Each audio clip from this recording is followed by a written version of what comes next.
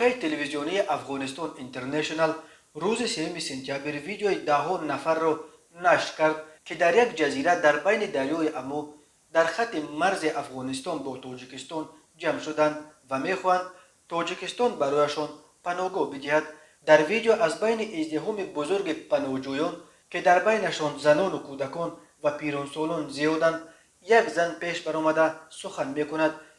ما از افغانستان مهاجر شدیم در تاجیکستان آمدیم. از سازمان ملل متحد از جامعه جهانی میخواهیم که ما از مرز افغانستان چون تاجیکستان عبور کردیم رفتیم، ما را دوباره تاجیکا آوردن در یک جزیره فریب دادن که ما شما را در تاجیکستان میبریم. گفتن ما را که 80 نفر تعداد ما هست، طفلای شیر خورد، طفلای خورد، امی ما رو در یک جزیره خشک آورده. از 3 وقت نان دبا یک وقت نان میتن. لطفاً از ملل متحد از جامعه بشری خواهش میکنیم که داد ما برسه، داد ما برسه. طفلای ما به غذاست، به شیر است، به چیز است، برسن داد ما.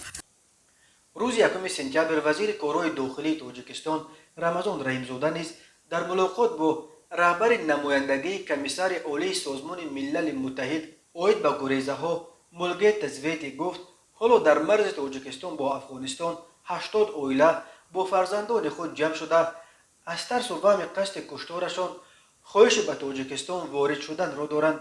او گفت وزارت کارهای داخلی همچون سوبیکت عملنمایی قبول گریزه‌ها آنها را قبول، آموزش و به قید میگیرد و از تشخیص کرونا ویروس میگذراند، با آنها صحبت انفرادی میگذراند، شخصیت آنها را معین میکند تا اعضای سازمان تروریستی زیر نقاب پناهنده وارد تاجیکستان نشوند.